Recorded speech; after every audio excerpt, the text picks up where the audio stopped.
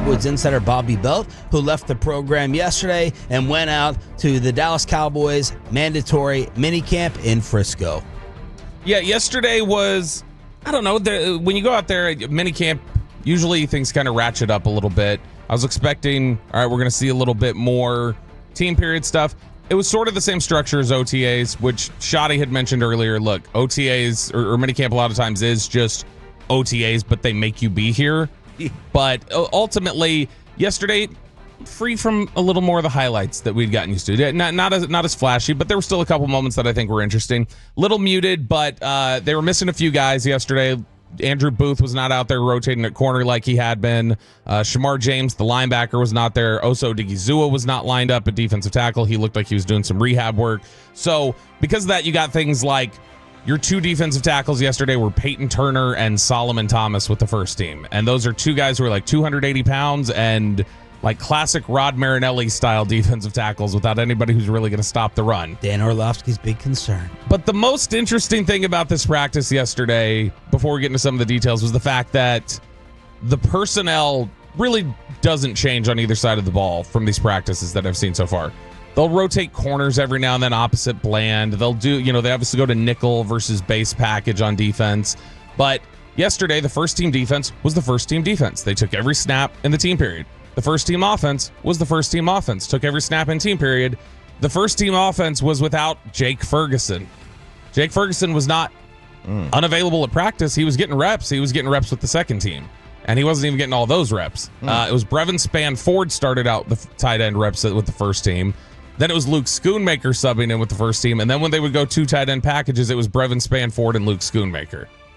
And so I don't know if he's not hurt. I don't know if he's got that they're trying to right now just get extra work in for Spann-Ford or trying to figure some things out with Schoonmaker. And so it's just, hey, let's do this. Because Ferguson has been in there with the first team other points. And when they went to 7-on-7 work, Ferguson was in with the first team. First throw of 7-on-7 was to Jake Ferguson, and Jack Sanborn slapped it away. He wasn't able to get it. But for some reason, Jake Ferguson was not out there with the first team. Sean's favorite Cowboy was not out there. Second favorite. Second favorite, that's right. Over Sean. Give us the reset on Spann-Ford's background and skill set. So Brevin Spann-Ford was an undrafted free agent. They got him last year. He was the one that they spent the most like free agent money on in terms of giving the biggest guarantee to. And they really liked him as somebody who could primarily, he's a really strong blocker. They felt like immediately that he was going to come in, be an immediate contributor to that front. And they thought that, all right, he's still got some upside as a pass catcher, somebody who might have a little bit of wiggle in open space, be able to do some things for us. Big dude. So he's 6'7", he's 270. He'd come out of Minnesota. He'd played there for 6 years. He had some injury stuff. But he's somebody that they like. He had his struggles during training camp last year. I was surprised they kept him. They felt like, look, we clearly invested at some point in him. We like the upside, so we'll hold him. We think he might get snatched up. And by the end of the year, yeah, he showed a little something. He had 9 catches last year, very limited, but showed some effort, showed some good stuff in the blocking game. And I think that they're just wanting to get a look at him a little closer, and they want to get a little more work in for him. Jake, was he in trouble? Did you said, is this the principal's office version of practice? I'm obviously, I have no idea if he had a problem yesterday. I'll say this, is that in the past, it's not been unusual for teams to... Antoine Woods once was late to a meeting. He was a starter. Antoine Woods was with the second team that whole practice because you showed up a little late this morning. He was frustrated by it. So I'm not saying that's what Ferguson did, but that would be one explanation. Another one could be just details. A third that bears questioning is, are they down on Jake Ferguson at all? Yeah. That's a question. I'll steal from Mike Tomlin. Yesterday, Rodgers was 4th on the depth chart. And he said, look, for these practices now, Aaron Rodgers is a 20-year vet. He's like, we don't need reps today for a 20-year vet. We need Will Howard to get reps. So any throw that may be a stupid explanation and a stupid comparison because, again, Jake Ferguson, Aaron Rodgers. But to your first initial point, maybe it is just about getting Spann-Ford more of a look. But it's a big year for Jake. It's a big year for Jake with money on the line. So something to keep an eye on. Yeah, and I think you're right. It's probably more towards the getting reps for extra guys because the fact that Schoonmaker was in there, Schoonmaker's had some rough practices. So I don't think on just merit and how they were performing that Schoonmaker would have been over him. Right. I don't think that they would just say Schoonmaker's played better. And so to me, I think it's probably that's what it is. And Jake Ferguson, being one of their leaders, I would also think that Schottenheimer probably thought his ego can take this. Like he will understand this, and that's fine. That's one of the measurements that you got to make. First team running back. Once again, it was Miles Sanders and Javonte Williams splitting first team work.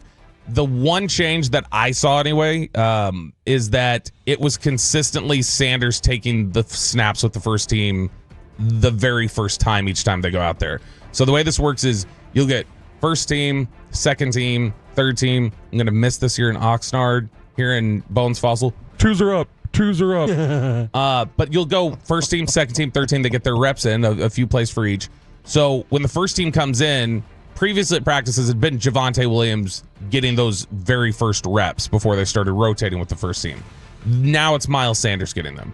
And I think, again, as you watch him, you just see, I think you see more life in his legs. You see more like a fresher player. Yesterday, he had this one moment where I was like, all right, that's the kind of thing that I just think shows how juiced up he is right now. Is there was a screen pass, and when in these OTA practices, you don't tackle, so guys will kind of weave through traffic and then they start running. But I mean, Miles Sanders got in a full sprint to simulate blocking out in front of the guy that caught the screen pass, and then like full sprinted to the end zone to like, all right, let's simulate this run. He just seems like a run out the ground ball to first base kind of guy. And knowing Shotty and seeing some of the juice that he seems to have at these practices, I think we're setting up for Miles Sanders is going to be the primary back over Javonte Williams when things get going. This was probably Dak's. Look, as long as one of them is standing out, right? You're throwing randos at a couple of names that we've seen in the league. As long as one is showing something, I'm fine with it. Yeah, and I think there is somebody. I think Sanders is doing that. He's actually showing something. This is probably Dak's best practice so far. He looked completely in sync with George Pickens. You have no doubt he's going to be healthy week 1 to play? Yeah.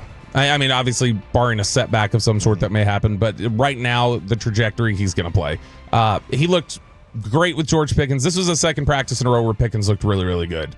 And the biggest oohs and ahs of the day probably came. George Pickens had this absolutely cooked Israel Mukuamu on this hard step to the inside, faking the slant, and then coming back. And I mean, Mukuamu just fell straight to the ground on that. Now, to be fair, I was noticing when they were going through receiver drills, I was like, there are a lot of guys looking like they're like stumbling out of their breaks. So I wondered if the field was slick over in that area.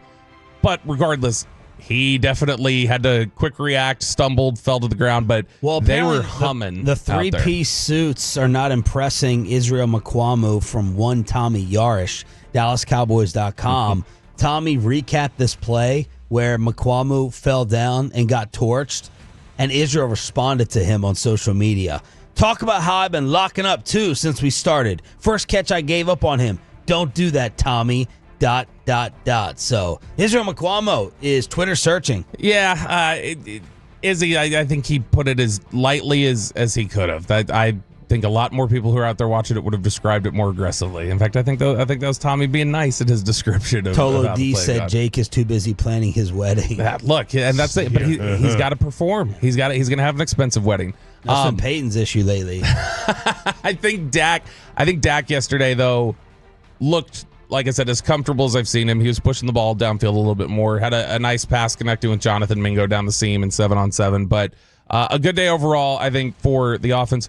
Joe Milton didn't have the flashy practice like some of the big ooh and ah plays like he did the last 2 times, but he was solid. He had one pass early on that was really good that we were all talking about. It was this deep crosser to Jalen Cropper that was placed right over the defender in tight coverage. And that was one where everybody was just kind of like, man, the way he throws the ball. And the discussion out there among the beat was, like I've talked with you guys about, he's going to be the training camp star. Like when we're out there, that's going to be the viral clips everybody's going to see. And he's going to be standing at the 50 doing the little like bag drill that they throw to, and he's going to be money. And people are just going to go, oh my gosh, why do we have anybody else doing this? And so that's probably the expectation, including Choppy. I would imagine Choppy will be parked right in front of Joe Milton the whole time. Yeah. I mean, not even a doubt here. But like, he can't be flashy every day. I mean, Dak still has to present as the starter. And like we saw what happened in New England, like he looked too good. They're like, we got to get rid of you because Drake May's here. So I don't doubt that he had a purposeful midday. So yeah, that's everything that was important or that anybody would have had a question about that happened at practice yesterday, Sean. There was nothing else that was big that anyone was concerned with or anything else. So back to you. Well, I heard that Jerry Jones made an appearance and got the negotiation done right there on the field with Micah Parsons. That's right. I forgot about that. So yeah, Micah Parsons was there. He did show up yesterday. Micah Parsons was out there in uniform. Shoddy had made it sound like he was going to do something on the field yesterday. I guess he meant talk because that's what he was doing. He was talking with Jerry Jones, but they were out there for about 30 minutes having a nice face-to-face. A couple times Mike would have his arm around his shoulder. They looked like they were having a pleasant convo, but yeah, they spent a lot of time talking over by the defensive line drills. And it's something where my anticipation was this isn't a negotiation. There's no way Jerry's actually standing out here negotiating this. And that's more along the lines of what Micah had to say about it. This is Cut 23, Peyton. Micah on what that little chit chat with Jerry was about. We were talking about how my off season's been, the training I've been putting in, and he told me I looked pretty good, so I got excited about that. Asked me about the trip I just went on, and it was a pretty good conversation. And then obviously, just stepping up and being a leader, how much he appreciates I'm here, and that means a lot to me. How hopeful are you to get a deal done before you go to Oxnard? I'm pretty hopeful. I'm still, hanging tight. Like, I understand it's up to him, and he gives the green light on everything. So hopefully something's done, by next month. He keeps on keeping it and putting it in Jerry's court, waiting for the green light. When he decides he's the big dog. So something is sitting on Jerry's desk. Yeah, there's clearly a plan, I think, that he's been given of just, hey, this is what we're saying. This is what we're talking about. Keep it to this and keep the focus on them and the pressure on them. And the reality is the pressure is on them to get it done right now. Yeah. That's the reality of where they're at. And I think that the Cowboys are still a little frustrated that they felt like we had something done, even if it was one of these handshake deals or face-to-face. We had something done, and it should have been done by now. Clarence Hill reports that Jerry has had no recent conversations with the agent, David Mulligay. He doesn't know him. He can't call him. He doesn't know him. That's right. I can't call who I don't know. This is right out of the negotiating handbook, I'm sure. Whoever calls first loses. Whoever answers first. Yeah. Yeah, I mean, that's exactly what Jerry said in the past about trades with the draft was, well, if you picked up the phone, you already lost the negotiation. And that's probably how he feels about it. He doesn't want to do that. And I think that's been his approach on some of these other deals. Micah was asked, are you just waiting for Jerry to call you so this saga can finally end? Yeah, that's what it kind of come down to it, he gives the green light. He's the owner. He's pretty much what it takes to get anything done anywhere around here. So, it's up to him. But like I said, I'm going to still keep playing football. I'm going to keep showing up and preparing like, any other year. But will you show up in Oxnard for training camp if this is still lingering? Yeah, I'll still be in Oxnard. I already got my house. It's already said and done. So I'll be in Oxnard, me, my kids, my family. So we'll be there. Will you be on the practice field? Yeah, I'll be out there. Okay. With a hold in. House. How many of them actually get houses versus just staying in the dorms? Man, I don't know. Obviously, we've seen players. I've seen players at hotels. Like one year I had my kids out there, and I saw I can't remember which player it was, but they were at the hotel. And now this was like right before training camp had started. Like went out a couple days early. So you've seen that, right? We've seen that out there, and we've seen players bring their own vehicles. Yeah, and if you're bringing your whole family like that, like he's saying, I think the Cowboys usually are like, okay, if you're bringing 10 people potentially, okay, get something near us.